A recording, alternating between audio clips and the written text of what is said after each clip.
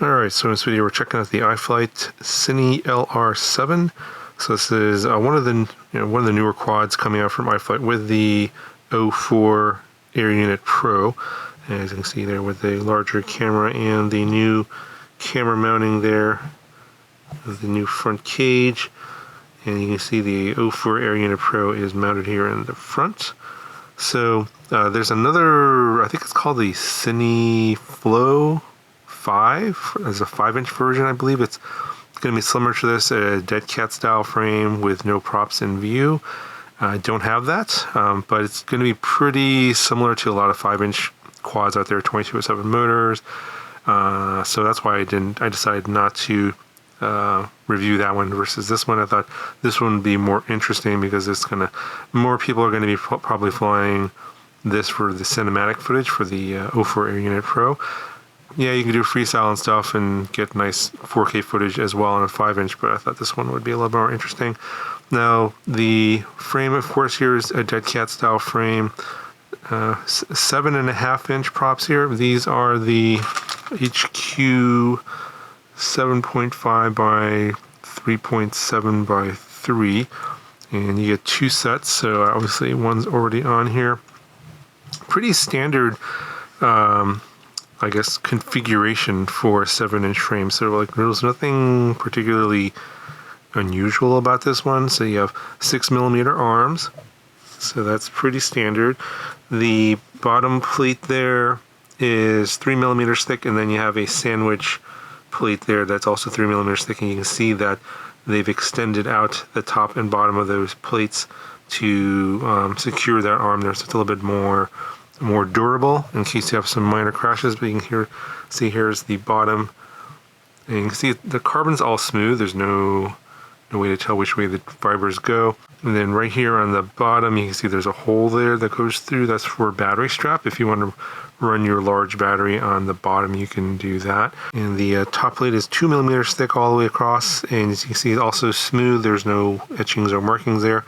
You have this integrated GoPro mount here that is sandwiched between the camera mount here and the top plate, so it's kind of very wedged in. It's not going to pop out. Motors on here are 2809. I believe they're 1200 kV, so just about the normal size for a 7-inch or 7.5-inch prop, and it's designed to run on a 6S setup. I ran this with a 3300 milliamp hour 6S LiPo, and you'll get about 10 to 12 minutes of flight time with that. The recommended batteries are actually from iFlight, which they did not send along with this. It's the 8000 milliamp hour 6S 2P 21700 cell battery, which fits this top section here. You can see it's very long here, plenty of space for a large battery. You can put that on here. And with the recommended battery, you'll get 20 to 25 minutes of flight time. You can see here the arm bumpers and landing feet. And I am told that the TPU colors here for the camera mounts and other 3D printer parts might change in the final version. This was sort of a preliminary release. All of the hardware, the motors, the flight stack, etc., the frame is finalized. Just that some of the cosmetic things may look different in the final version. So check the link in the description to see what the actual colors are. And here is the XD60 for the battery connection. Again, another TPU part here, and again the color may change. There's a GPS in here. It's an M10 GPS. It is underneath this TPU printer part where the antenna holder is, and it's right here. So it's underneath the TPU, so it's not exposed. So can't really take it apart and show you. The Express LRS receiver is down here as well, and this, I believe they'll have a crossfire version as well for a crossfire antenna, but this is where my receiver antenna is. It's 2.4 gigahertz. And then these are the antennas that are included, 2 of them, very long, as you can see, far away from the frame, so plenty of range in terms of like getting good reception. I didn't have any issues going pretty far away. So a little closer look at the camera mounting. As you can see, you have a 16mm spacing there and the whole new front end. Interesting that they put the air unit in the front, I guess for better cooling is what they're saying. Now, if you missed my 04 Air Units video, I have a review on that as well. That was a few days ago. I'll link that in the video description in case you missed it. But basically, the image quality you're going to get out of the 04 Air Unit Pro is going to be as good as a GoPro. Maybe some people will say it's even better. So having this camera mount here, GoPro mount, is kind of redundant. You may prefer GoPro image quality, then you can put a GoPro here, but it's just extra weight in my opinion. You'll be fine. I think most people will be happy with the 04 Air units. The 04 camera is very, very good, and the image quality is just as good as a GoPro. But you never know, maybe in the future there might be a better action camera out there that's superior to the 04 Pro, and at that point in the future then you have this camera mount for those purposes. And just quickly, before I forget, the rest of the stuff that came in the box, you get a spare battery pad, 2 spare battery straps, and some spare screws. There's the screw for the camera mount for mounting your GoPro, and some Allen keys, and then you get some standard documentation, stuff about the XpressLS receiver, some warnings, some stickers, and of course the PDF manual is going to be on the product page. So the overall weight was about 770 grams for this without any batteries, and of course that will change depending upon which battery you use. So I would link the recommended batteries down in the video description. That's probably what you should go for, just that they tuned this for those specific batteries.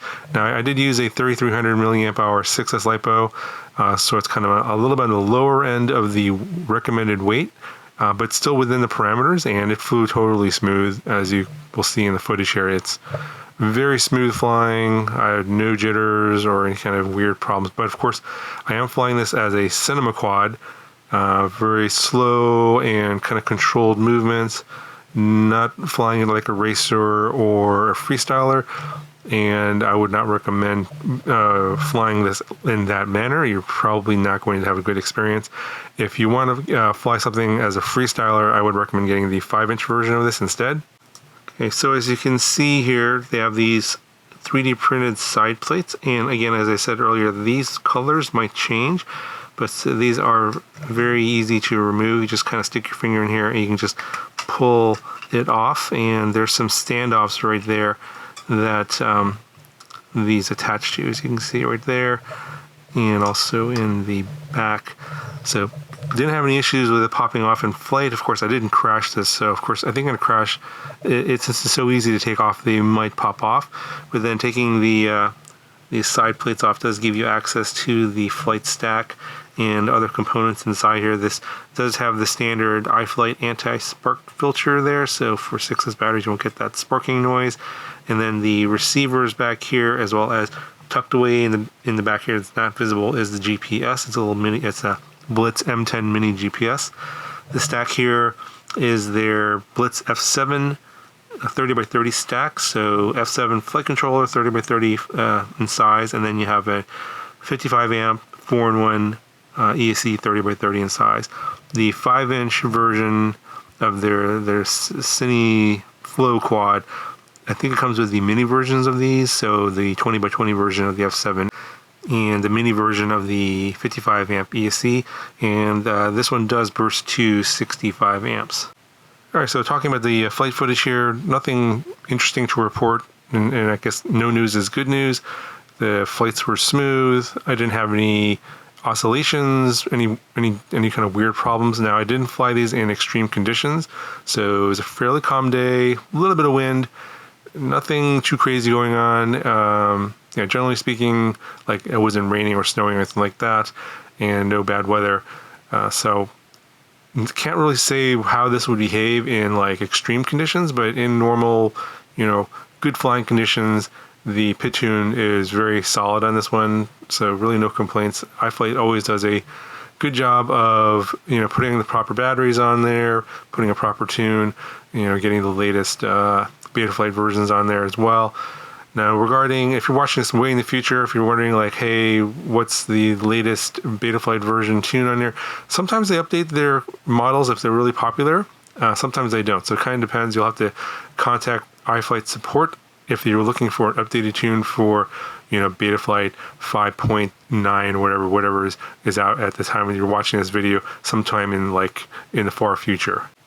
Now, if you're wondering about how I got the footage, I did record this in the D-Log M mode, which is their basically flat color profile, in the 4x3 mode in 4K 60, which is kind of the standard for getting, I guess, gyroflow stabilized footage. So you want to be in the wide field of view mode with EIS off, so don't record in Rocksteady.